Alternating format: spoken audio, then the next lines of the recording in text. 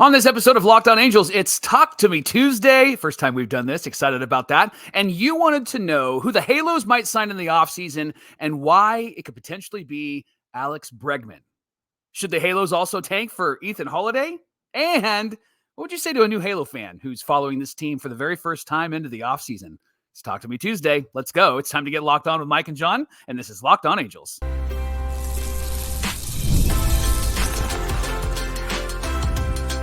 You are Locked On Angels, your daily Los Angeles Angels podcast. Part of the Locked On Podcast Network, your team every day. It's the podcast your favorite podcast loves to talk about. Thanks for making Locked On Angels your first listen of the day. You can find us anywhere you get your podcast, including Apple Podcasts, Spotify, and SiriusXM by searching Locked On Angels.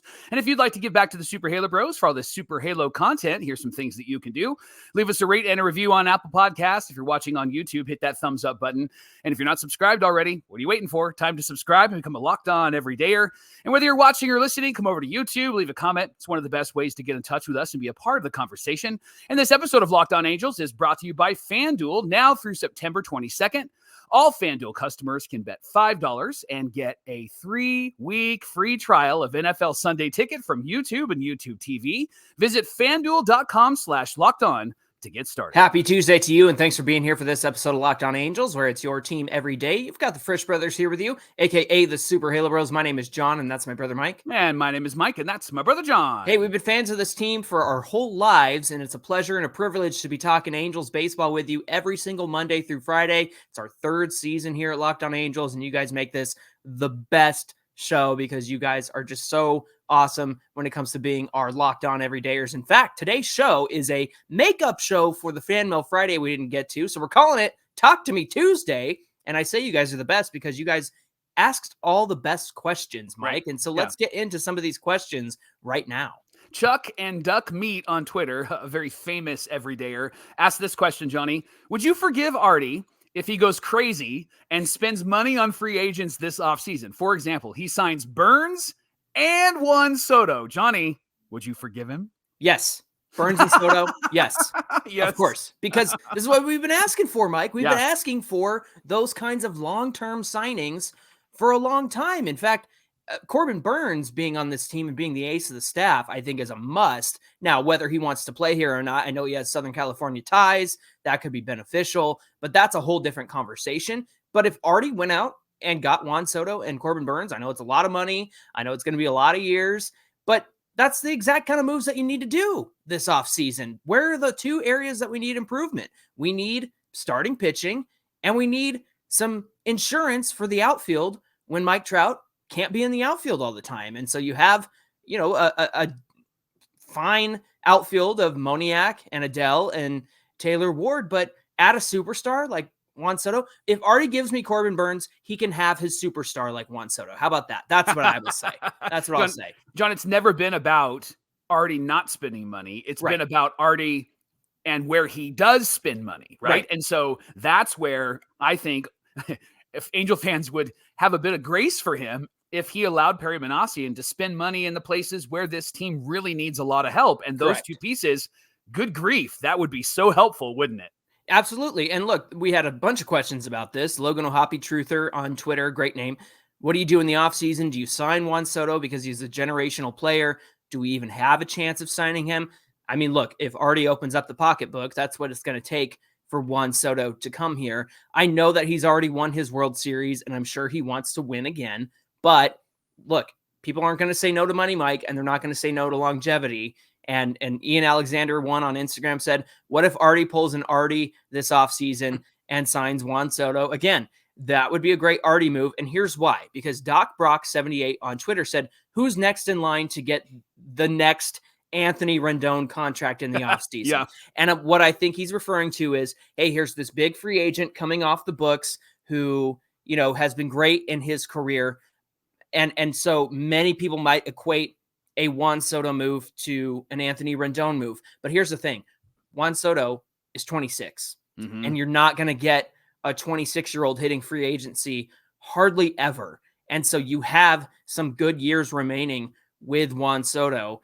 And that's a whole lot different than a 32-year-old Albert Pujols, a 33-year-old Josh Hamilton, a 30-year-old Anthony Rendon, 26 years old, is you entering your prime. You like Juan Soto now. I don't think we've begun to see what Juan Soto is capable of, because your prime years are those 27, 28, 29, all the way up to like 31, right? And so if it's a Anthony Rendon contract, if it's Artie's got to have his superstars, he's got it, then it's Juan Soto. If it's a superstar contract, Mike, then I think it's Juan Soto. And I actually think it makes sense to give him that kind of contract, considering the age and considering the production. Man, 31? I'm 13 years past my prime. Good grief. I know. Okay, I'm so sorry. Juan Soto, and that's it. Are you comfortable with that? No, I mean, in that scenario, if it's just Juan Soto over the offseason, I mean, look, that's not enough. Yeah, I agree. Where it needs to go. And especially in the starting pitching department, there is not enough there, considering the injury to Patrick Sandoval, considering the unreliability of Reed Detmers. There's just not enough there in that starting rotation. Griffin Canning will give you innings. Yeah. He won't be great innings, but he's a body. But if it's if like Chuck and Duck Meat said, if it's Burnes and Soto, that's a great start. Yeah. That's a great start. I think they can address the bullpen in-house. I think that they have options in terms of offense next year that they can pull from in-house or continue to give these guys a chance. We'll kind of get into that a little bit later. But yes, I think that ending it at Juan Soto is not enough, obviously. Right. And we're going to talk about the pitching staff. In fact, what Perry Minasian said about next year's pitching staff on tomorrow's show.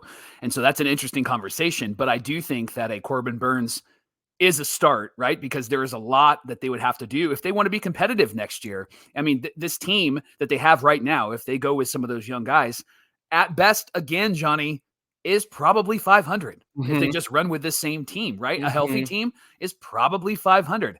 Do you want to probably be 500 or do you want to be better than that? And I think that right now with the O'Hoppes and the Nettos and the Shonowells, I think that they're ready to perform. They need to perform themselves and they want to compete themselves, but I think that they're ready to take that next step.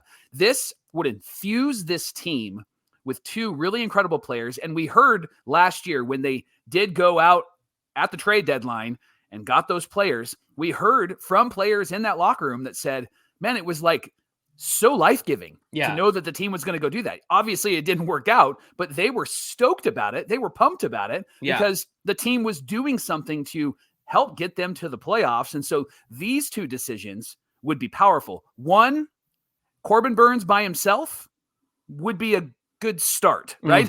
I even say that even just if it was Juan Soto by himself, good start. I think if they had to choose, they got to go with Corbin Burnes first, right? And then they have to figure out some of the hitting because we've seen this year without some of their big boppers, they aren't able to really be competitive in some of these games. And it's really hurt and really stopped the starting pitching from being really effective because they're pitching 6 innings, giving up 3 runs, and it's just not enough. Yeah, and then that's quality starts. And if you're, not coming through on quality starts, that's not a great excuse. Jeffrey Leppelman on Twitter said, I know it's kind of early to talk about free agency. Don't worry, we're cannonballing into free agency talk.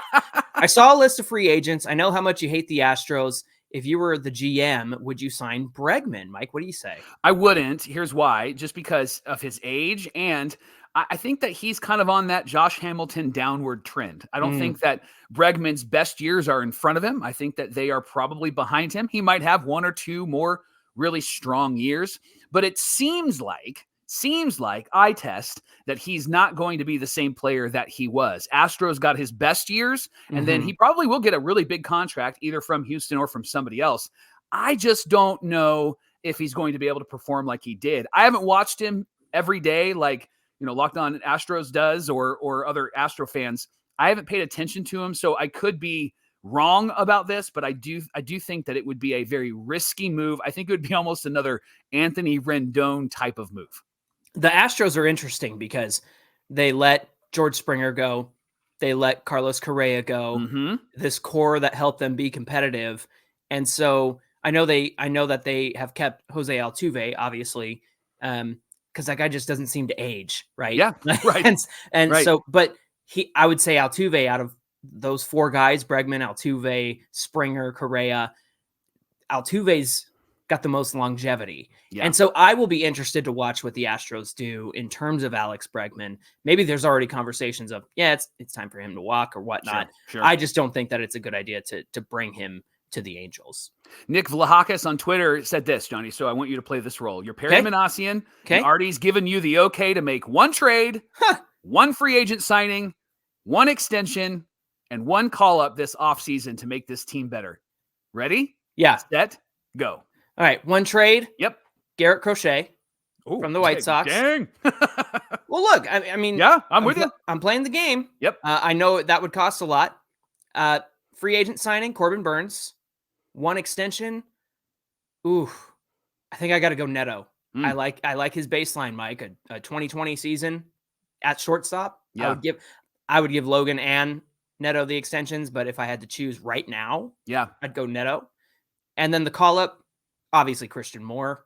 I want to see him at second. I want to see that double play duo up the middle. I think that's going to be a lot of fun. So those are my reasons, or those are my picks. My reasoning, Crochet is going to be a superstar. Yep. And he's not going to be on the White Sox forever.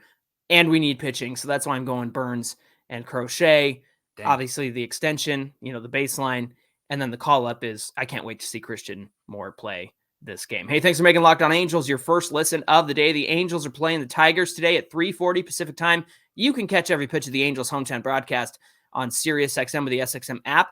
Just search Angels. Coming up on Locked On Angels, what will the Halos lineup potentially look like in 2025? You had some thoughts and ideas. We're going to share those, and we're going to give you our responses. We'll talk about all of that coming right up.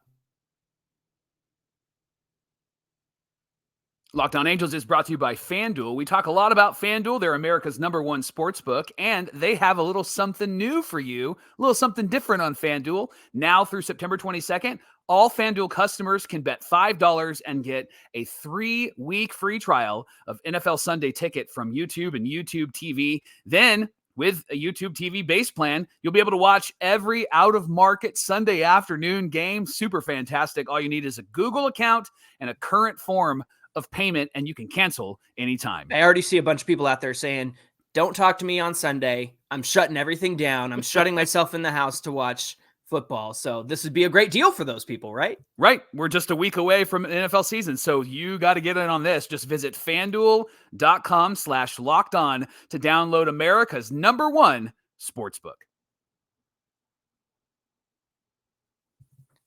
This is the Locked On Podcast Network, where it's your team every day. And to our everydayers, we're so excited because Mike and I are going to be participating in a great event called the Angels All-Star Bowl. It's put on by Logan O'Hoppe and his teammates. Their goal is to raise funds for a great organization called Corey's Promise. Obviously, Corey's a former player that Logan played with in the Philly system. It's a nonprofit organization, Corey's Promise, that helps to offset the financial burden that families endure as their child's battle cancer. They help support the families while raising awareness for pediatric cancer. They walk beside these families and help them manage that.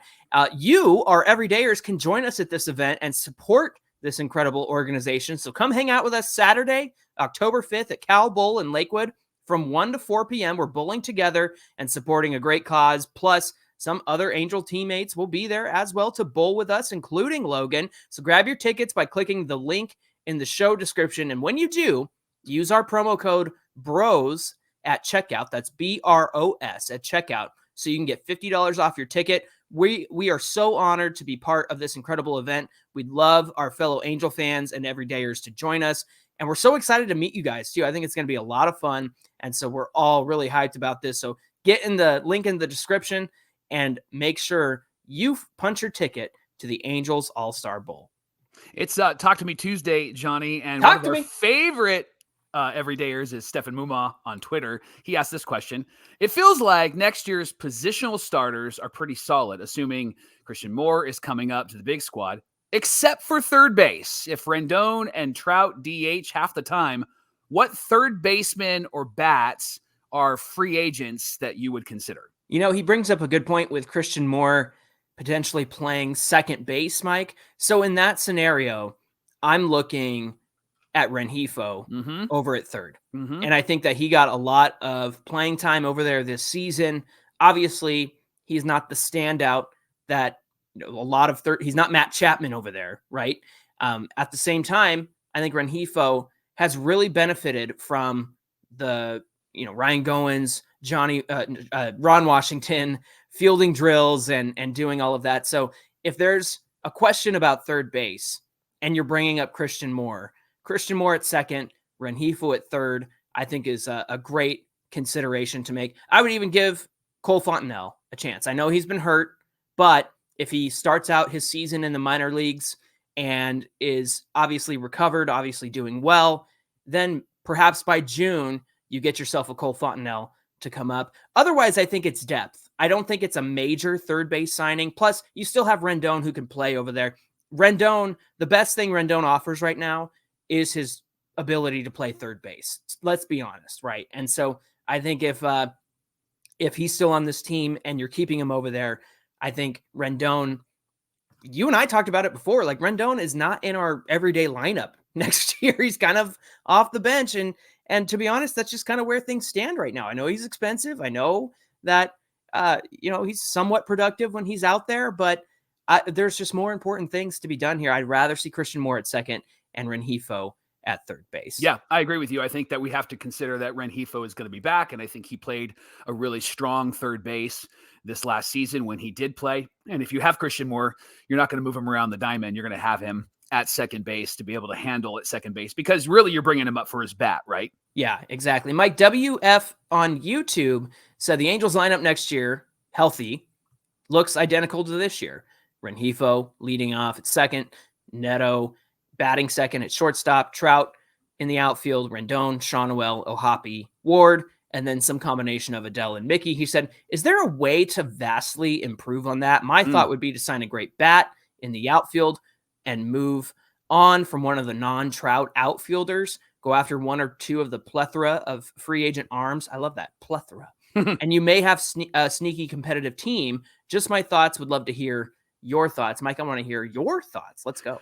Yeah, you look at that lineup, and with a healthy Trout and a healthy Rendon, this lineup is, again, pretty strong. I think, but we say that every year, right? And we do say that every year. And again, I'm just going to repeat what I said earlier. Like, this is probably going to get you, if they're healthy and they're playing to their capabilities, it's probably going to get you near 500, maybe at best, right? And so I do think that you have to infuse this lineup with some sort of power, some sort of pop. And I would do that with a Christian Moore. I would also do that with a big Juan Soto signing, because I think you can move a Mickey Moniak or a Taylor Ward out of there. When we talk about like a Taylor Ward, Johnny, last segment, we were talking about like potential trades. I would trade Taylor Ward this offseason and see what I can get for him. I would see if I can get an arm. Maybe he's a part of the Crochet deal that you send him to the White Sox, right? I think that Taylor Ward is a part of that deal. I think you got to do something with him, and then you got to infuse this lineup with a big bat. You got to infuse this starting rotation with a big arm. And so that would be how I would improve this starting lineup. I avoided the conversation about trading for Garrett Crochet with what players would go to the White Sox, because the White Sox are going to want all of our minor league guys and get some depth back. So sure. I don't know that Ward and a package would do that for Crochet, but maybe any other capable starter out there. Maybe it's not a Crochet type, but somebody that you can, swap to get you, a middle of the rotation guy. I think Taylor Ward could yield at least, a 4 or a 3 in terms of the rotation. Yeah. Mike, Giles Simard on Twitter said, do you think Rendon is still on the roster next year? What do you say? I do. I don't think that they're going to make a move there unless they are able to trade him. I don't think like a DFA or getting rid of him will take place unless there's like a huge like attitude issue or a huge cultural problem. But he seems to really have handled himself better this season than he did last season. Yeah. And he was handling the bat pretty well. I mean, obviously not for the money that he's making, but he was handling the bat well. He's handled third base well. I don't think that he'll be starting. I wouldn't start him if I'm the manager, if I'm the general manager. But I do think he's on this roster next year. It's just a lot of money to just wave away. I know you're going to pay it. You might as well try to get something out of that. I think if it becomes a cultural issue, then you make a move, but he doesn't seem like he's been an issue this year. Yeah, it's interesting you brought that point up because there was that MLB Network sit down with Zach Neto when the guys were in New York to play the Yankees and play the Mets.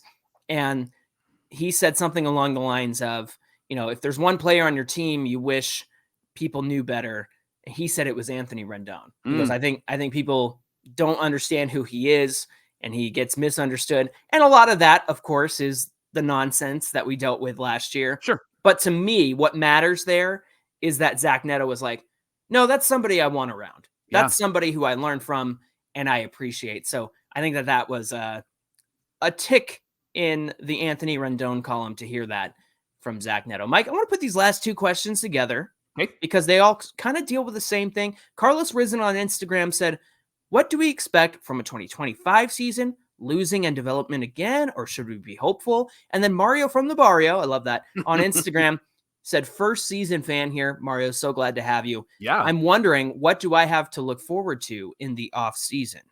Well, Mario, here's the thing, is the Angels have had some interesting off seasons the last few years. 2 years ago, they made some moves similar to what the Kansas City Royals did this offseason that looked like it was really going to infuse this roster with some good talent. And really none of those guys turned out to be somebody that would be impactful for the Halos. And so this last offseason, they didn't do really anything. They found a bunch of like garbage heap type of guys who have kind of turned out to be great, like Hunter Strickland, for example. But they also found some guys that really didn't help. And that's like Adam Simber, although he had the potential of being really great, but then just kind of fell off the wagon, right? And so I think that what we can expect from this offseason is, and that's it, right? Did you freeze? Are you there? Yeah, that's what we can expect. There's just an uncertainty about it. And we'll get kind of an indication as to what sort of sandbox Perry Minasian is in and what Arte is set up for him based upon what he does, I think, initially, and what he does in the general manager meetings. I think that we'll see most of those moves happen right after the season is over, after the World Series. That'll give us an indication as to what's happening. I hope that it's similar to 2 off seasons ago where trades were made and players were signed. I hope that he really sees this roster as an opportunity to kind of remake some pieces around some of the young core. Yeah, absolutely. And as far as Carlos's question, what can we expect from 2025? Again, going back to what you said, it really depends on how they view what they have now. And I'm encouraged, and I say this, take this with a grain of salt, okay, everybody, because at the end of the day, it's Arte Moreno, how these things go. But I was encouraged with the fact that Perry got this extension. It seemed to me that Arte recognizes what's good about the team.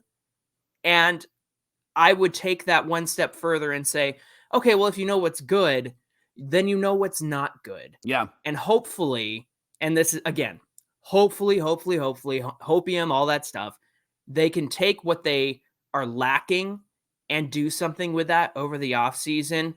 But to be honest with you, I know you and I have said the competitive window feels like 2026. Yeah. I still stand by that. But there are moves and things that they can do. Like I always say, Mike, I think they can add their Semien and their Seager, quote unquote, like the Rangers did, still have a losing season in 2025, but they're planning ahead for something like 2026. Yeah. I just think that, hey, you got to build slowly. You got to build surely. And I think that's something that the Angels should do. Now, will they do it? I don't know. I'm tired of getting my hopes up every offseason. But what to look forward to for Mario and what can we expect for Carlos is you and I know the areas that the Angels are lacking in. And if they choose to address those over the offseason, then I think that can provide some hope. We'll see what happens. Locked On Angels is brought to you by supplyhouse.com. You can order supplies from the website that's made for the skilled trades. Find thousands of parts from hundreds of brands in just a couple of clicks at supplyhouse.com. It'll give you 24/7 access to a huge selection of plumbing, HVAC, and electrical supplies. Plus, you get fast delivery anywhere in the United States. And if you need help with an order, get industry-leading after-sales service from their friendly and knowledgeable customer support team. And you get to talk to a real person every single time. And there's good news for plumbers, technicians, and contractors. Being a pro has its perks. Trade industry professionals can join their free Trade Master program for free shipping and serious discounts on every order. Over 100,000 pros already trust the Trade Master program to deliver results. You can apply for membership and get a competitive edge right now at supplyhouse.com/TM. And you can save time and money when you order online. HVAC, plumbing, electrical supplies from supplyhouse.com. Real people, real service. Mike, we're getting into our last segment of Talk to Me Tuesday. Talk to me. Segment 3 here. We have Jay Cano 89 on Twitter. He said, how would you rate hitting coach Johnny Washington so far? Is the lack of offense entirely his fault? Are there other factors like injuries or overmanaging or maybe even analytics or the lack of depth?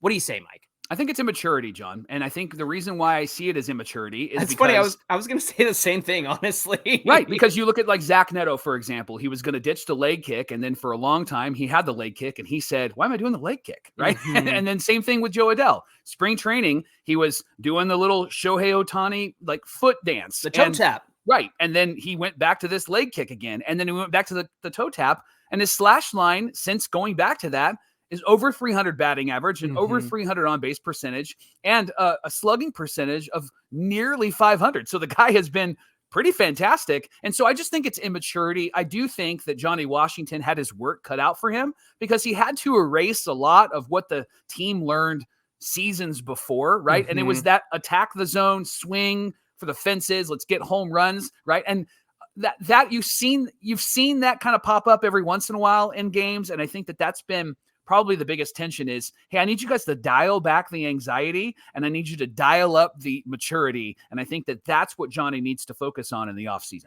Yeah. And if there's one criticism I think I would levy against the coaching staff, I think it's reminding the young players of what the game plan is every time they step out for an at bat.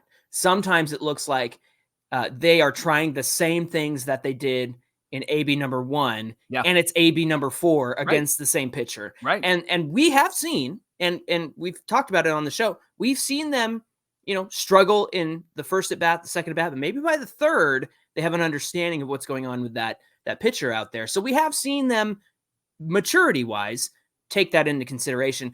I just think that sometimes there's a disconnect between, hey, this guy is just mowing us down. Will you take a couple of pitches? Will you foul some pitches off? You don't have to be the hero here. Just make this guy throw 7 to 12 pitches and let's get him out of this thing so we can get to the bullpen. Johnny's job is to not let some of those guys walk up to the plate for the first pitch with a bat. That's his job, right? Right. Like you're not gonna have a bat. Go up there and just stand there, and then I'll give you a bat when the second pitch comes, right? Yeah, because so often when the pitchers are struggling, the Angels are just notorious for helping him out. And they've done that year after year after year. And so it can be really frustrating. So he does have his work cut out for him, but I think a lot of this has to do with immaturity. Mike Ben Holland wrote us on Instagram. He said, what's up, guys? I have a question for next Mailbag Monday. Do you think that with Perry getting extended, Washington now stays until at least 2026? Also, Mike, I believe so. And I'm sure that there is some sort of player option. I know it was a 2-year deal. I'm sorry, team option. I know it was a 2-year deal for Wash, but it just makes sense to keep him through with Perry Minasian. That's why I think this extension was so important, because to have Perry, leave at the end of this season, but then Wash is still here for next season. Right. It just didn't make any sense. And so I felt like it was kind of inevitable that this was going to take place. James Pack on YouTube said he signed up for the All-Star Bowl. This is great. Can't wait to meet him. James. And wait to meet the players with him. Remember, James, be cool. All right. We're going to be around the players. You got to be cool. So. He had a question for Talk to Me Tuesday. He said, what do you think the chances are that the Angels end up breaking the franchise record for losses, which is 95 and 1968 this year, or maybe even 100 for the first time? John, I think that this struggle bus that they're on right now is not going to continue. The Angels have been up and down. So I would anticipate that we'll probably see 4-game winning streak, 6-game winning streak coming up, right? I think we're going to see some of that coming up. And I think they're going to avoid the 100 losses. 95, man, they're going to have to really get off that struggle bus for a good amount of time. But I think that they can avoid that if they can put some wins together. What do you think? Yeah, I don't think they'll hit that 100 loss season for the first time. I said that before the season. I'll say that even now with the trades that they made and some of their, back of the bullpen guys being gone. I just don't buy it. I don't think it's going to happen. And that's the thing about this team, Mike, is they've been so streaky that we have talked about consistency, cohesion, all of that stuff. What was the word from the other day when Perry got continuity? That's it. Continuity. Continuity with this team has been lacking. And so you're right. You'll see they went on that 6-game win streak and then they stunk, and then they'll win, 3 out of 4, and then they'll lose one. They'll win 1 out of 4, it's just stuff like that. I want to see consistency. I don't know that we'll get that this year. So I don't expect things to get too out of hand. It's going to be great, and then it's going to be not, and then it's going to be great, and then it won't. Yeah. And before the end of the season, I don't think they'll hit 100 losses. Yeah. Both of these are from Instagram, John, and they kind of address the same thing. YM on Instagram said, if we get the first pick of the draft or a top 5, who do we want? And then Roberto J16 on Instagram said, tank for Ethan Holiday. Right. So for those unaware, Ethan Holiday is the number 1 prospect in all of baseball, Jackson Holiday's brother. Now, he has the ability to play third base. And so to answer YM, to say, yes, if they got the number 1 pick, it would be so cool to get Ethan Holiday and shore up the third base spot for years to come. Yeah. And that's something I would love to see the Angels get. Now, whether they get the number 1 pick is still up to the lottery, but Roberto saying tank for Ethan Holiday, look, with every loss, their odds go up. Yeah. And we did our little test at 14%. And then the next day they lost and they were back at 18%. I should actually check in and see. Now where it's they like stand 100%. now. No. Yeah, it's 100%. 100% first pick, right? Yes. So all of that to say, I think the desire among Angel fans right now is Ethan Holiday. But of course, we'll have deeper conversations once that gets a little bit closer and we know what pick they have to kind of look out there and say, all right, realistically,